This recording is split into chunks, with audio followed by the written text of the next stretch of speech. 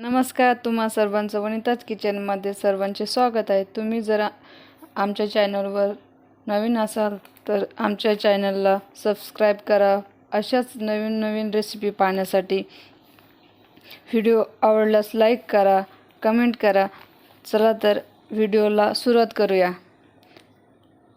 आज आपण राशनच्या तांदळाचे पापड बनवणार आहोत घर बसल्या। चला तर आपण 2 ग्लास तांदळाचे घेऊया आणि मोजून घेऊया। एका पातेल्यामध्ये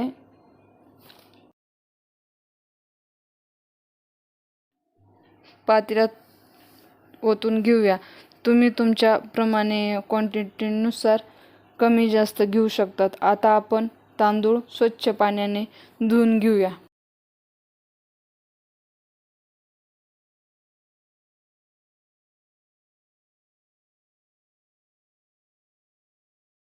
कमीत कमी 2 ते 3 वेळेस तांदूळ स्वच्छ पाण्याने धुवून घ्यायचे।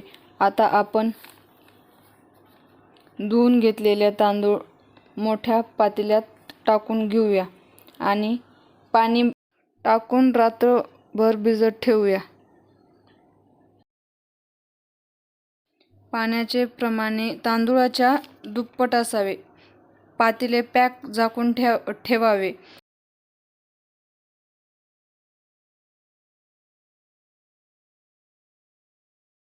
चला तर आता आपण रात्रभर भिजवून घेतलेले तांदूळ तुम्ही पाहू शकता किती मस्त छान भिजलेले आहेत। आता आपण गॅसवरती मोठ्या पातेल्यात पाणी गरम करायला ठेवूया। 10 ते 15 ग्लास पाणी घ्यायचं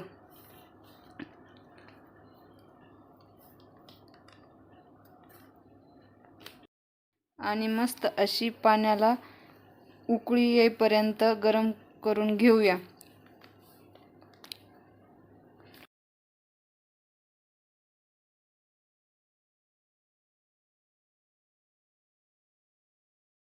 आपण पुन्हा एकदा तांदूळ धुवून घेऊया म्हणजे पापड पांढरे शुभ्र होतील।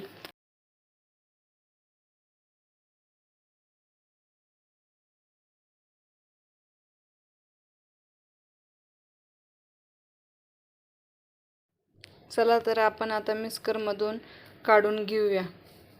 आपण थोडंसं अगोदर पाणी ठेवलेलं त्यामध्ये टाकून घ्यायचं म्हणजे मग पाहू शकता किती छान पेस्ट तयार झालेली आहे। तर आपण ही ओतून घेऊया। मस्त अशी तयार झालेली आहे पांढरे शुभ्र। आणि आता काय करायचं, इडलीचं कसं आपण तयार करतो तशी झाली पाहिजे। लय पातळ बी नाही झाली पाहिजे, लय घट्ट पण नाही झाली पाहिजे, मध्यम झाली म्हणजे आपल्याला हलवायला येईल किंवा आपल्याला म्हणजे जास्त घट्ट होऊ नये म्हणून असं। गरम पाण्यात तांदळाची पेस्ट टाकून घेऊया आणि एकसारखं मिक्स करूया। पळीने किंवा मोठ्या चमच्यानं गरगर हलवून घेऊया, नाहीतर गुठळ्या वगैरे होतील। असं होऊन द्यायचं नाही, फास्टमध्ये हलवून घ्यायचं। असेच कंटिन्यू फिरवत राहा, नाहीतर गुठळ्या वगैरे होतील।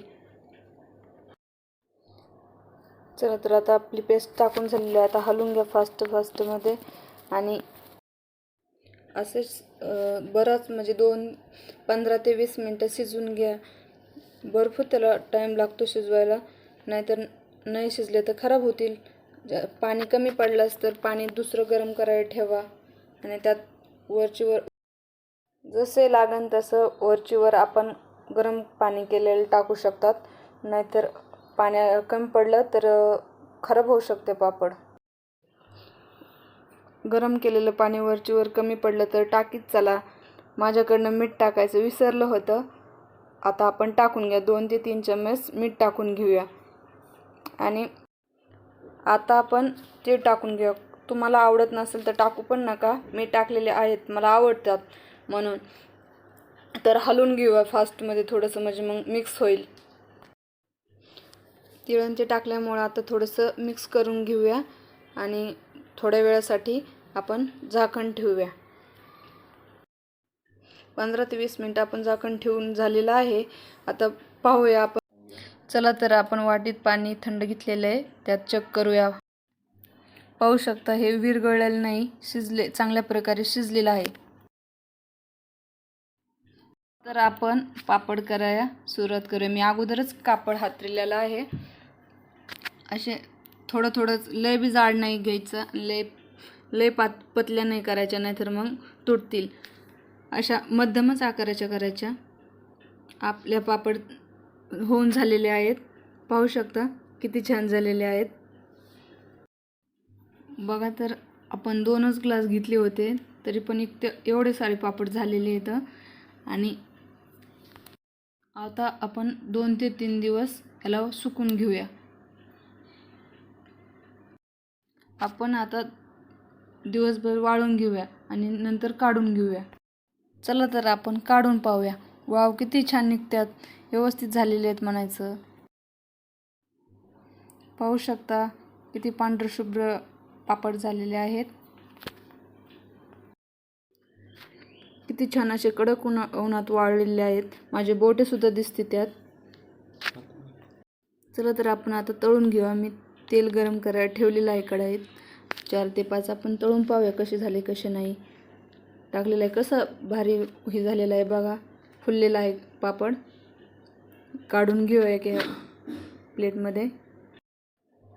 पहा किती छान पांढरे शुभ्र पापड तयार झालेले आहेत, कुरकुरीत. रेसिपी कशी वाटली ते कमेंटमध्ये नक्कीच सांगा आणि तुम्ही पण घरी ट्राय करून पहा. आणि आमच्या चॅनलला सबस्क्राईब नक्की करा. धन्यवाद.